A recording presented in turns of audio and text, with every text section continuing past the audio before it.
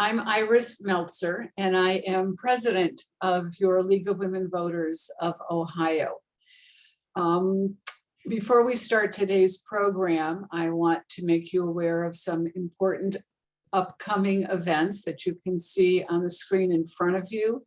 Tomorrow at 4 o'clock, a program particularly, but not exclusively, for educators on redistricting for the classrooms.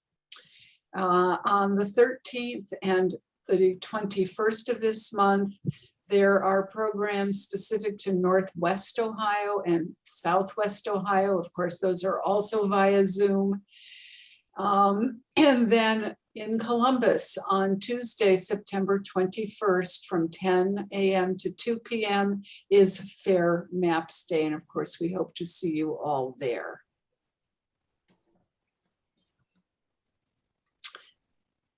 Fair districts, which were voted on by 70%, more than 70% of Ohio voters in 2015 and 2018, to bring us fair maps drawn in a transparent fashion, is hard at work to see to it that fair maps, in fact, are what we end up with.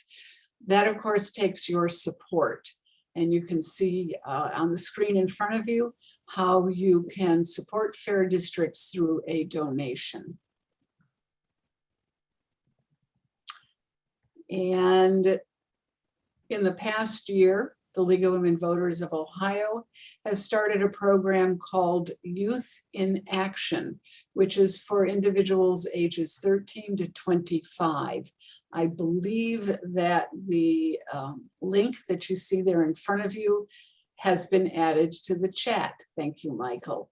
So if you are somebody in that age category or know somebody in that age category who could benefit from being a participant in Youth in Action, as well as benefiting the Ohio League, please put them in touch with the organization. And of course, I would be remiss if I didn't encourage all of you who are not currently members of the League of Women Voters to join. You can see that joining the League as a primary or individual member is yours at the cost of $60 per year. Household membership is an additional $30 for a total of $90, and student membership is $5 a year. Thank you. And finally, if you wish to have a live transcript of this, you can click on the icon that looks like the one right below the bright red arrow, CC, and live transcript will ensue. So lunching with the League today features State Senator Stephanie Kunze from District 16, Laura Battocletti from the Capitol Square Review and Advisory Board, and Megan Wood with the Ohio History Connection. It's my pleasure to introduce to you the moderator for today's program, Jen Miller, who's Executive Director of the League of Women Voters of Ohio.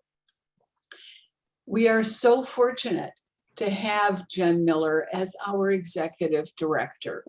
Jen has over 20 years of experience working with diverse communities to promote social justice and civic action, and we all have benefited greatly from her expertise and experience. She continues to inspire others to participate in civic engagement. It has been my unbelievable pleasure to be able to work with her, and I look forward to continuing to be moved and encouraged by her. Jen? Thanks. Thanks so much. I'm so glad to be with all of you. Thank you, Iris. Glad to be having this discussion. There's so much going on right now, but Luncheon with the League is something that we started this year, really trying to get to know movers and shakers around the Statehouse, especially women movers and shakers around the Statehouse. And as we continue to encourage leadership development, participation in government affairs. So usually it's a one-on-one with just me and one person, but we thought it would be more fun to have a little bit of a panel discussion as we talk about the Women's Suffrage Commission and this concept of having a monument on the Statehouse lawn. We are having a little trouble getting Executive Director of CSCRAB, Laura Battocletti on. We're going to keep working on that, but I'm thrilled to have our other two panelists who are Women's Suffrage Commissioners with me. I know we have at least two others in the audience, Donna Collins from the Ohio Arts Council and Kelly Falcone Hall from Western Reserve. So glad to have you both. But let me go ahead and start by introducing my friend Stephanie Kunzie. Senator Stephanie Kunzie is currently serving her second term in the Ohio Senate, and Monster also, I guess, is a fan. She just showed up. Serving her second term in the Ohio Senate, representing the people of the 16th Senate District on the western side of Franklin County, including Dublin, Galloway, Grove City, Hilliard, Upper Arlington, Worthington, portions of Clintonville and Columbus. She is co-chair of the Women's Suffrage Centennial Commission. I hope you'll tell a little, I know you're a proud mom, and I know there's so many other things about you. So I hope that you'll tell us a little bit more about you as we get into this program. Megan Wood is also a dear friend of mine and a League of Women Voters of Ohio member. She is Director of Cultural Resources at the Ohio History Connection. The Cultural Resources Division is responsible for the Ohio History Connection system of 58 historic sites, 1.8 million collection items, and all exhibitions across the sites. She has a BA in Public History from Western Michigan University and an MA in History Museum Studies from the Cooperstown Graduate Program. I'm going to introduce Laura, and hopefully she will be joining us. Laura is the Executive Director of the Capitol Square Review and Advisory Committee. Laura has been Executive Director since June of 2016. Prior to that, she was Director of the Legislative Affairs of the Problem Gambling Program Coordinator for the Casino Control Commission and Clerk of the House of Representatives for almost 13 years. She began her career on Capitol Square in 1985 after graduating from Kenyon College, such a beautiful college. At that, let's go ahead and get started. Welcome, ladies. Jen. All right, let's get started with, and you know what?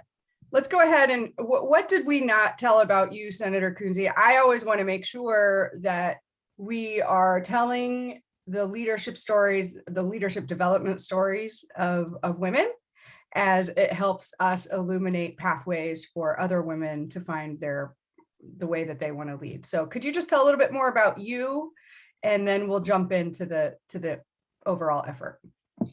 Yeah, absolutely. Thank you so much, Jen. It's always great to be with you. And Megan, I'm glad to see you. And thanks for all the History Connection is doing. And thanks to the League of Women Voters for hosting the luncheon with the League today. So I am someone who started off really in leadership, but as a community member. And I served, in my schools, in my church, around my neighborhood, in my community, and had a friend who decided to run for local government office, city council, and asked me to help her. And so that's actually how I got involved in politics, was doing grassroots for a neighbor and a friend of mine who was elected successfully to that position on city council.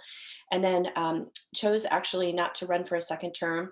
And like many women, asked me if I would consider running for the seat that she was vacating, and had to be asked, and decided that after a lot of thought and prayer and consideration with my family, to go for it. So I ran for Hilliard City Council in 2009, and I was elected in 2010 and served on Hilliard City Council, and really loved serving my community, and never thought I would actually run for higher office, but did run for the Ohio House of Representatives and then on to the state Senate. And as you mentioned, I'm in my second and final term, since we have term limits here in the Statehouse. So it's been just a joy and a pleasure to serve both at the local level and at the state level. I don't know if we're going to get into kind of how the commission evolved, or if you want me to touch on that just briefly. I'm the mother of two daughters. They're both grown adult women now. My youngest just graduated from Ohio State, and actually just moved to Boston, where I got to see firsthand the Boston Women's Memorial just a couple weeks ago, which was really a blessing for me to get to have an opportunity to see that, not just on the internet, but in person, as we talk about the monument and some of the ways that we can really highlight women that shaped Ohio's history. And a few years ago, I was walking through the Ladies Gallery. It was a busy budget season, and I paused. It's just an honor, and I'm very humbled to get to work in such a beautiful historic building, such as the Statehouse. And I realized that we were fast approaching the 100th anniversary of women's suffrage. And I went back to my office and asked, what does the state have planned? And the answer was nothing. And so I want to give my friend and colleague and just co-chair, just such a shout out today. Senator Sandra Williams and I crafted Senate Bill 30, which was signed into law by Governor DeWine. And really just the fact that we weren't doing anything to commemorate the 100th anniversary of women getting the right to vote really spurred on the creation of the commission, the wonderful members that we have that bring just a different variety of gifts and talents and expertise. We've just been really grateful and fortunate to have such a wonderful commission working together, like I said, with myself and Sandra. And really, the monument was one of the things that we noticed early on. I noticed early on that there was nothing on the State House grounds that depicted any Ohio women that really shaped or changed history. So that's been one of the main goals, in addition to the celebration that we held last month. Because of COVID, we weren't able to hold it in August of 2020. Great, thank you. And we do have Laura Battocletti on the phone. Victory, we always have to celebrate the little victories. And Megan, is there anything else you'd like to tell about yourself as your opening remarks? Yeah, thanks, Jen. So I think my journey with this began several years ago. I think about more than 3 years ago. I worked with Jen and the League on a road show where we went around and we're talking to people who worked at historical societies, people who worked at local leagues, a lot of league support. It's when I came to fall in love with the League of Women Voters even more, and just asked a lot of questions about what people wanted to do in celebration and commemoration of the suffrage centennial. And so being able to see the commission come to fruition under the leadership of Senators Kunzie and Williams and be a member of it has been really a great journey. And obviously we were interrupted with the pandemic, but I think one of the other things that we were able to do through the Ohio History Connection and Ohio Humanities and a lot of commission members and organizations participated as well was a traveling exhibit where we really were able to honor not just that moment 100 years ago, but marking it as a moment and then talking about the progress moving forward, which I think is one of the great opportunities of this monument.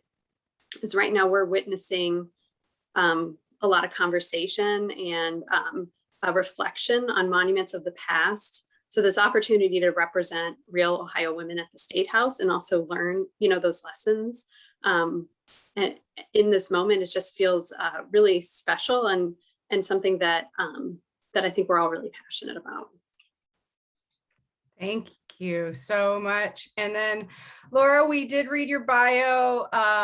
Just wanted to know if there's anything you would like us to know. We're so thrilled to have you. We're definitely going to dig into demystifying the monument process, which you know better than anyone. Thank you. I apologize for the technical difficulties, but at least I can join by phone. Thank you for asking me to be on this commission. I've worked on Capitol Square for over 35 years now, and I've just been able to witness firsthand the wonderful, amazing leadership of a lot of legislators in the House and the Senate. And it's been such a pleasure to be able to work with Senator Kunzie and Senator Williams on this project as well. I knew them both when they were House members, but it's a different perspective and a real pleasure to get to work with them as the director of Cap Square. So let's just delve right into the topic, and happy to share any insight I can.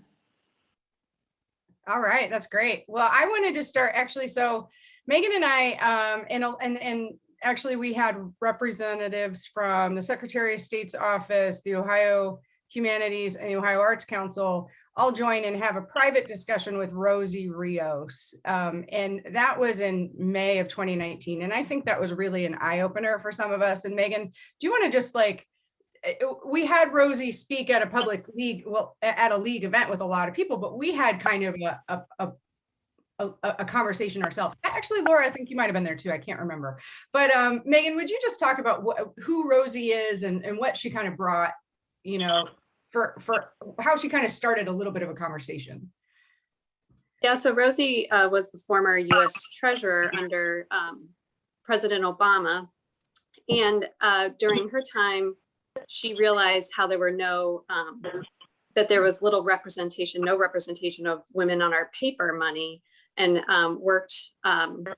was working on that initiative. But then as she's gone back into the private sector, became really passionate about women represented in memorials and statues, and started working, especially in New York City, but across the country on these starting initiatives, and really pushing not just municipalities, but private businesses, and also really encouraging women to stand up and say, we're not represented and we need to be. And that, being very a forceful voice for the importance of this kind of representation and what it means for it to be absent. And, I think we were all really energized by that conversation. And after that meeting, as I was looking at some of the information out there, now some of this has changed because there has been a variety of new monuments that have come up. But I think that back in 2011, there was a survey of 5,193 public statues in the country, and only 394 of those were of women. And that at our own Statehouse, there are some depictions of women, but they're not specific women, that women are very generalized as, representation of virtues, or, the school teacher, or, maybe the topless Greek goddess. So, this opportunity to show real women doing leadership work in Ohio, we were really energized by that conversation. Thank you so much. All right, let's jump in and really quickly, Senator Kunzie, let's talk about why you think the commission decided to make this idea of a project, a monument on the Statehouse lawn, why we decided to work on that together. Yeah, I think Megan really just touched on it. Right now, if you tour the Statehouse grounds outside in Ohio, there are no real Ohio women that are depicted in any of the monuments that are out there. The Lady of Peace is out there, but she's more of an angelic, mythical type figure. And I think the opportunity for us to really create something that's lasting for future generations. Megan also kind of touched upon, not only did we want to commemorate the 100th anniversary in 2020, but we really wanted to take that as a step to look forward. What is the next 100 years going to look like for women in the state of Ohio in their leadership roles in government and other ways? And so really being able to depict and get a monument placed on the Statehouse grounds, I think is an inspiration. It's not only for legacy to look back, but it's also an inspiration for future generations of both young girls and young boys in Ohio, to see that Ohio's history was created not just by men, but also women had a significant role. And, we have thousands of, especially pre-COVID, thousands of children that visit the Statehouse each year on field trips and, come down for different events. And so having something prominently placed outside, I believe, is just a real opportunity that I think the commission, there was a unanimous desire, I think, as part of the commission members to really see what we could do to make sure that this is something that lasts for future generations. Wonderful. Okay, so Director Battocletti, It's not an easy process.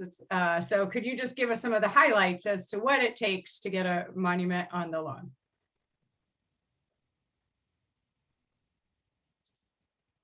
I'd be happy to. You're correct. This is not an easy process, and I believe that it was intentionally designed to be so, so that it's something that will have lasting significance. So the first part is, a proposal to the board that has to be submitted, a month prior to the board's scheduled meeting. And the proposal needs to be very specific, that it has to be something that commemorates either a war or similar major military conflict or a branch of the armed forces, which is why you see a lot of the statues out on our lawn are of war heroes, or a work that commemorates an individual or group of individuals after 25 years have elapsed since the death of the individual or the last surviving group member. And it must commemorate a subject of lasting historical significance. So the other piece of this is you have to be able to answer the question, why at the Statehouse? Why is it more appropriate here than at some other location in Ohio? So the commission, I think, did a very good job of convincing our board why it was very important for it to be here at the Ohio Statehouse. And the board gave their preliminary approval for the monument last year, I believe. Time is irrelevant, I think. But so the board gave preliminary approval, and what that allows is for the commission to move forward. There is a 5-year waiting period from when that preliminary approval was given to when the commission can come back to the board for final approval. And when they come back, they're going to be able to submit more detailed plans.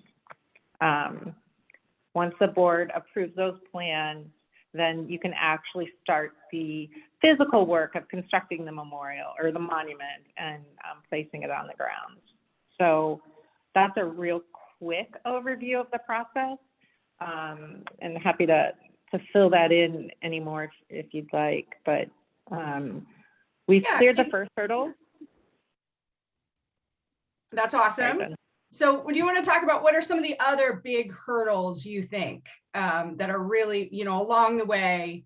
And we might, at some point, Director Battocletti, we might just have you come and just talk to us about what it means to be kind of the caretaker of Capitol Square and don't go into this in greater detail, because I think what you do is really important and I think our members would like to know. But what are a couple of the other hurdles? So I think the biggest hurdle we have now is going to be the design. What is it going to look like? How large is it going to be? Where exactly do we want to have it? I know we've identified a location on the South Plaza, which I think makes a lot of sense. It's going to be working with the architects of the Capitol to sort of put those parameters on the design. And that, I think, is going to be, that approval to the board is going to be just as difficult as the approval was to even have it. It needs to fit here. It can't be, this overwhelmingly large or something that doesn't really fit in with the character of the Statehouse and the Capitol Square grounds. So I think that's going to be the next largest hurdle. And then obviously the hurdle for the commission is going to be, raising the funds to pay for it. Because that is part of the approval process, is identifying not only the funds for the construction of the monument, but also for the upkeep. Great, thank you. So I'm going to just have both of my other co-commissioners jump in. One thing would be, I'm sure we're going to get, what do we think the price tag is, or what is our goal on that? But just in general, how can people support this effort now?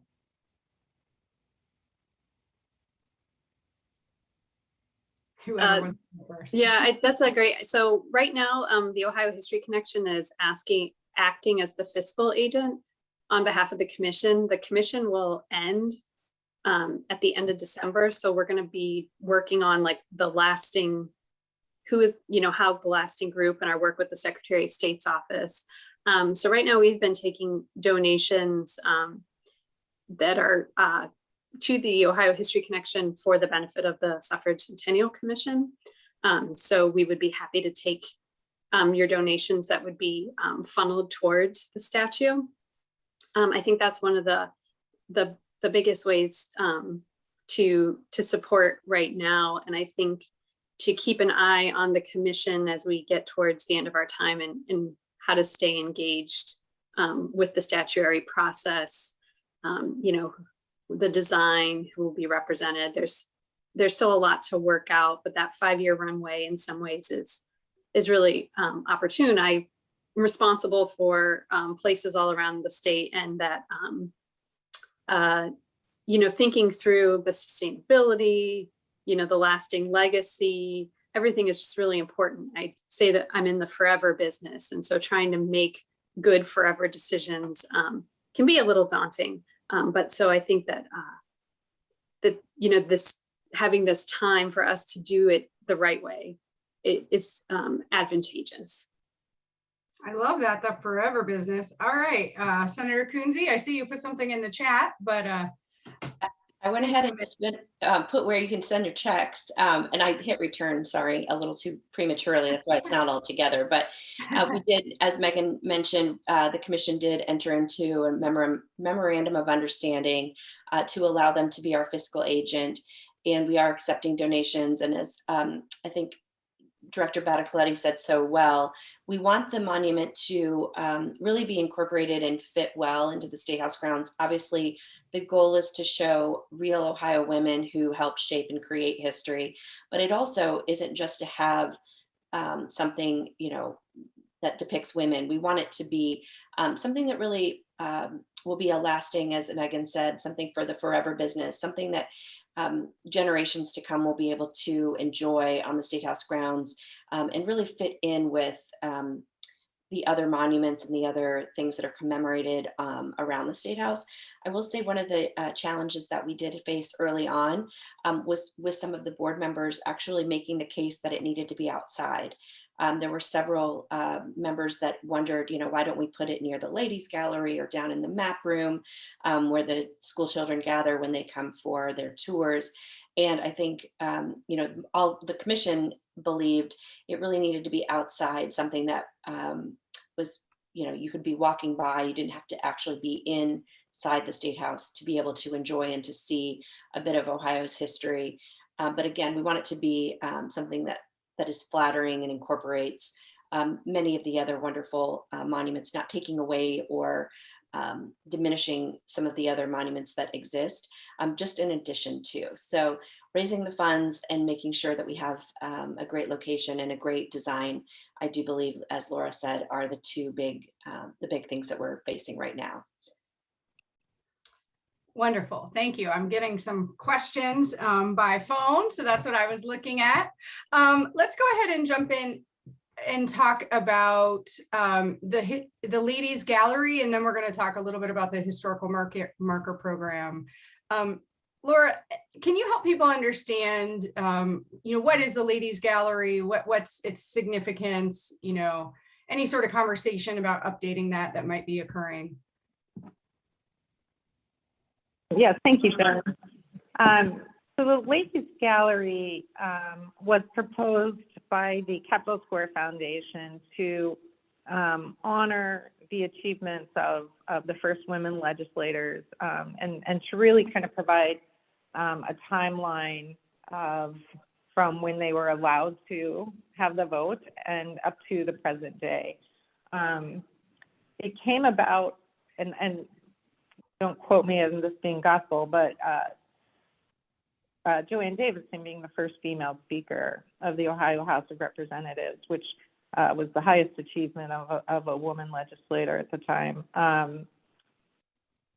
The room was built after she was term limited, and the funds were raised Not much has changed in the ladies gallery since then. We've sort of rearranged the furniture a little bit, added some items for the anniversary of the women's right to vote, but it's remained pretty static. And I know there's a lot of members on the commission who wishes that we could do something a little bit different, a little bit more vibrant and interactive in the ladies gallery. But it is a room that is used quite often here in the State House for press conferences, for legislators to meet with lobbyists, for people just to sit down and reflect. So it's an important room here in the State House.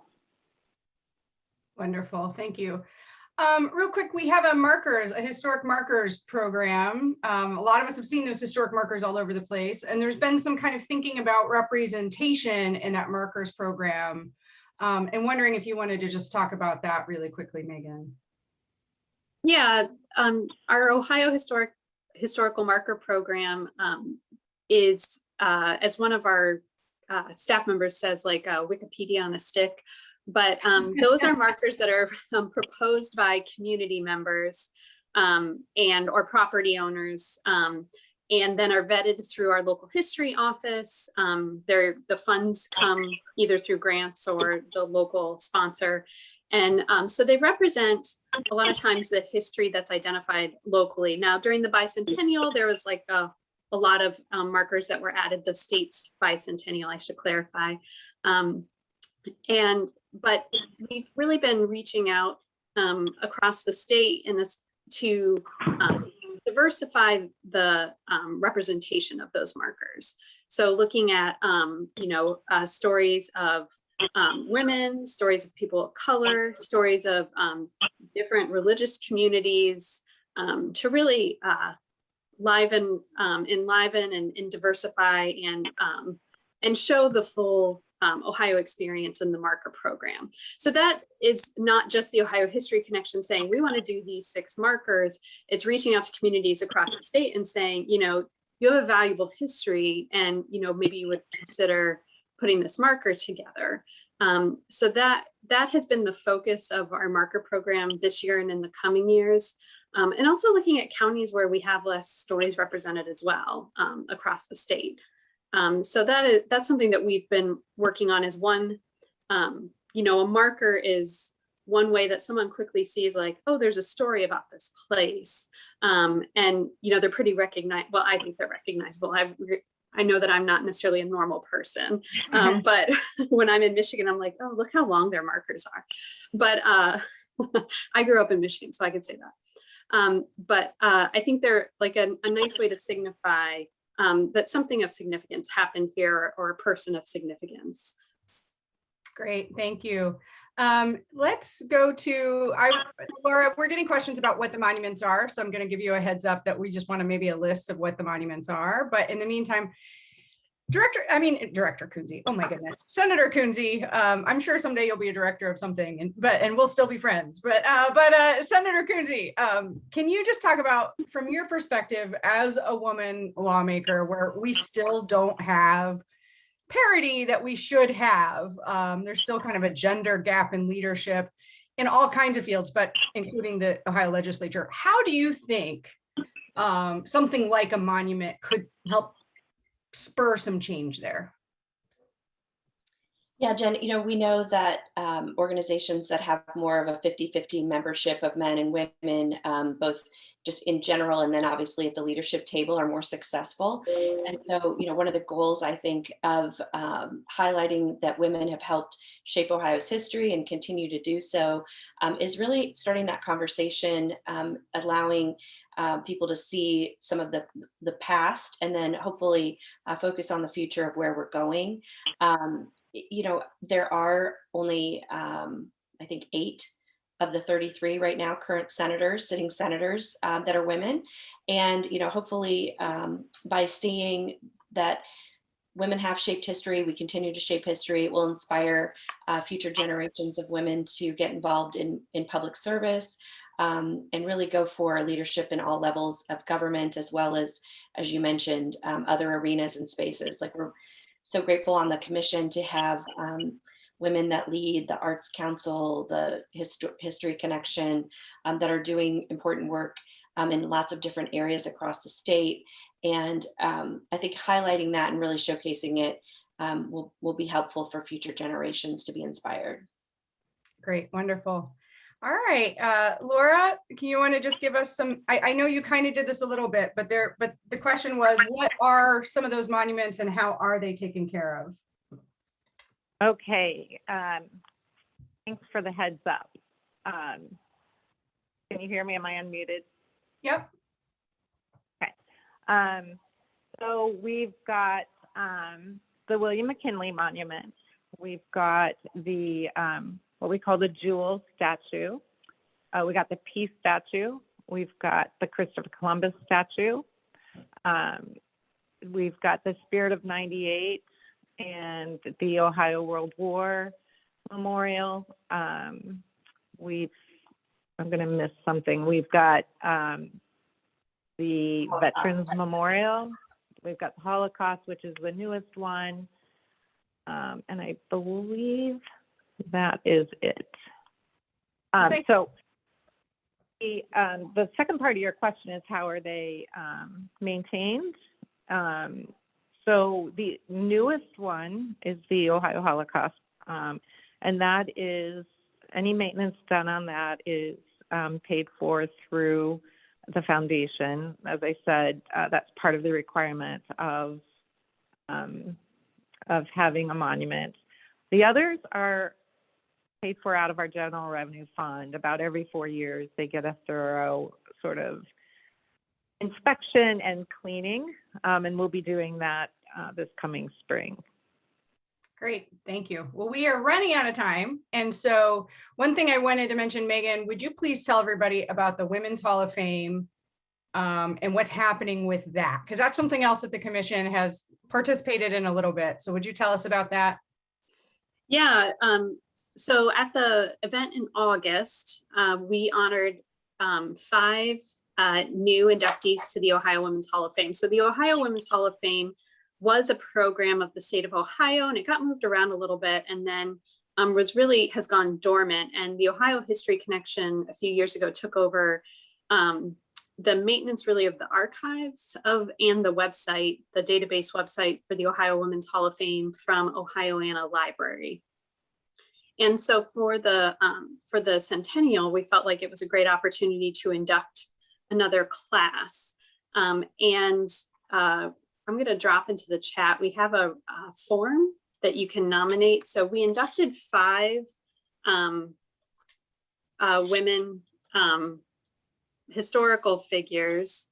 Oh, that's the wrong. I'll put the right. I'll try not to do 2 things at the same time. That's a real mom move there. But we inducted 5, and in looking at how many that we had, we decided that we would take some more time to collect more nominations, be able to review them, and really have a great class. And part of what we're hoping to do is to right some of those wrongs of women who were overlooked, of stories that were overlooked in this class. And so, this is a one-time class we're looking at, and the future of the Women's Hall of Fame we'll look at that beyond this anniversary. But for now, we're really hoping to enrich the nominees, because it is a great source for students who are looking for research projects. It really helps to open the door to names and to say, like, here's someone in my community who did something, because that's what brings history to life. When it's like a war in Europe or some guys who did stuff in a room, it's different than to be like, no, this happened like in my community. There were women who are making a difference. I think that's awesome.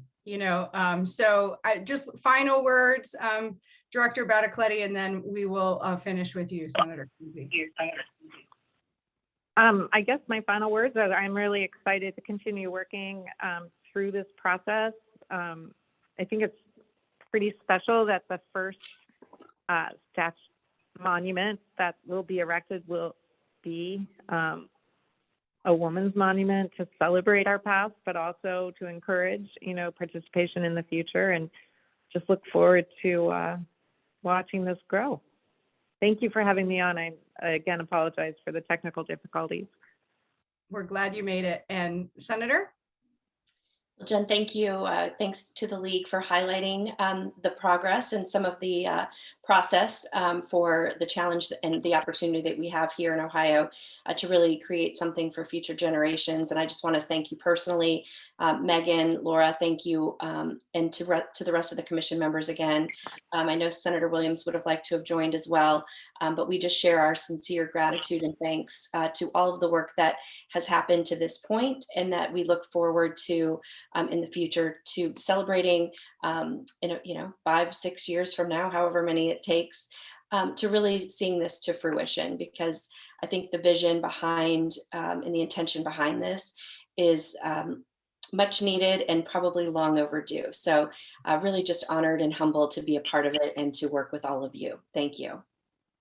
It really has been, it's exciting, it's fun. I know League will be definitely wanting to participate throughout the entire process. The right to vote was hard fought and won for women. We need to continue to defend and honor that right. And so this is cool that, I think we can do this. Like, monuments are hard, but we are tenacious women who can get things done. And so with that, I just want to thank you three and everyone who's joined us today.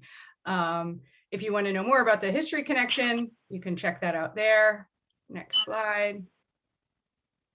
This is how you mail if you want to donate to the Monument Fund. We need a lot of money. Next slide. Thank you so much. Here's how you can connect with our guests or learn more about our guests. Next slide. Just a reminder, we've got events.